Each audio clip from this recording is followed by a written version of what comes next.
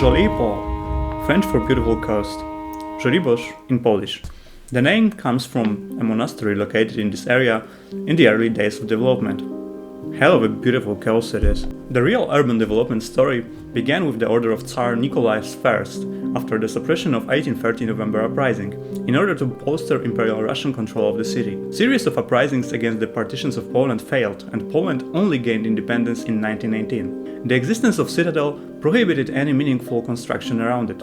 In 1880, Warszawa station was completed, separating the northern part of the city from the rest of it. The railway line connected Warsaw with the Baltic Sea and the city of Gdańsk. Soon after Poland regained independence, urban planners started their work here. In the 1920s, the area of Żoliborz was converted into a part of Warsaw and the construction of new houses started. Until the late 1930s, parts of today's Żoliborz were built up with houses notable for their modernist architecture. Contrary to the dense urban growth of Warsaw center, Żoliborz was influenced by the Garden City movement. Dense modernist apartments were built near the main alleys, but the insides of quarters were devoted to low-rise residential buildings.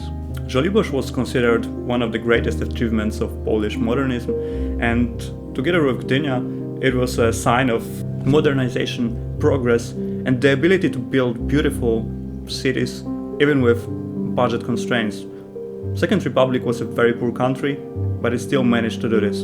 The housing shortages of interwar Warsaw were massive. Near the railway station, there were more than 60 wooden barracks for homeless and unemployed. But there were people willing to help them. Żoliborz was a land of contrasts. So-called Officer Żoliborz was built up with villas for the officers of the Polish army and other notable people of the epoch. But there were also people like the Warsaw Housing Cooperative, which aimed at building the most modern affordable housing possible in that era. Designed by Stanisław and Barbara Brukalski, Warsaw Housing Cooperative was one of the best examples of affordable housing.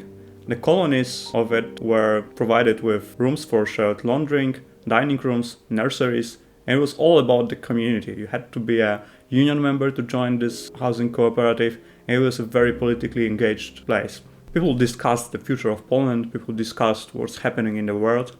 There were intellectuals giving free lectures, and what was notable for modernism is that the architects and the highly educated people tried to teach workers and other people how to live. Housing standards were created. They weren't very high, but they were still much higher than anything we had before in Poland. So for example, kitchen sizes were normalized, and it was all designed to help women who worked at home, and all the shared amenities allowed for more cooperation and solving problems together and not in an individual manner. Żoliborz became this exemplary, for some even utopian community where people helped each other, and associations such as glass houses promoted the ideas of modernity and progress among the non-educated people.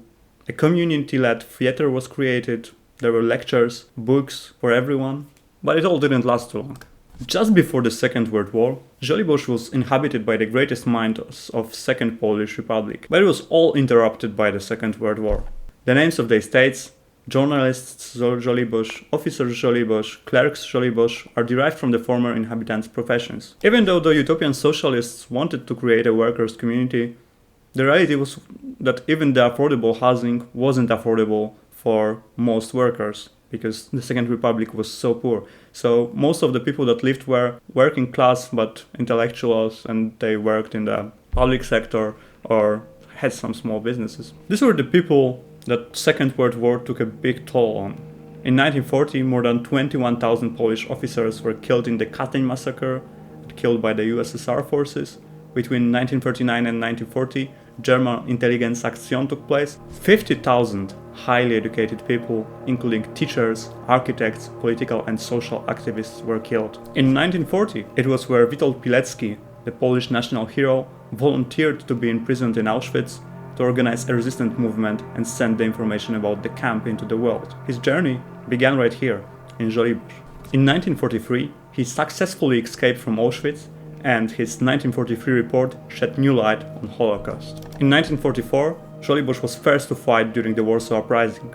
The tunnels between Żoliborz and Old Town were all used as transport ways between different city parts. Some of them were as low as 110 centimeters and almost 5 kilometers long. The democratic socialists that built the district were fighting against the Nazi regime very hard. Near the exit of the tunnels, the Sisters of Resurrection monastery became a fortress and never actually got captured by the Nazi forces. I can see this building from my window. Most of the canals still exist, and I can smell them whenever the wind blows in the wrong direction when I go home. This reminds me of all the great people that lived here and the sacrifices they had to make. This is where the story begins. In real history, a major part of educated people of Poland died during the Warsaw Uprising or were executed during the Second World War.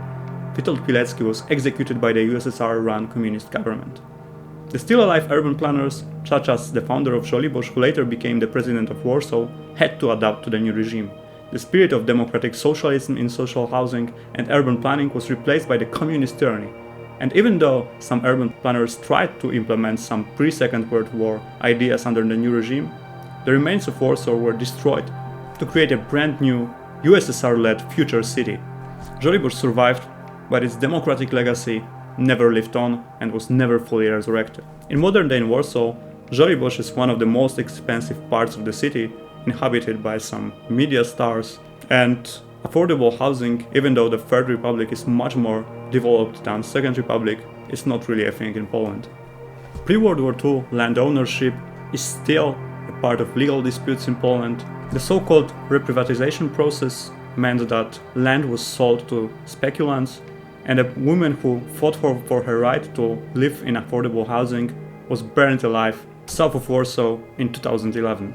This is why I believe it's important to talk about the legacy of the poor people in Second Polish Republic that created affordable housing that is still the best possible standard in Warsaw. And while the GDP of Poland is much higher than ever, it has never come back to these ideas. It's worth it to remind them. In No Warsaw 21, this old history project, the legacy of Żoliborz lives on in a democratic society. Obviously, the Second World War still happened in our universe, and still many of the great people of Żoliborz died during the war, but there was no Warsaw Uprising, the city wasn't destroyed as much as it was in real life, and most of the ideas could last more than just 10 years. We will be covering the later history of Żoliborz and other parts of Warsaw on this channel, so make sure you subscribe to this channel, follow us on Twitter, and join our Discord if you want to write the story with us or build the houses. This is an open project, we are an open-minded community, so you can always join us. Thanks for watching and see you again.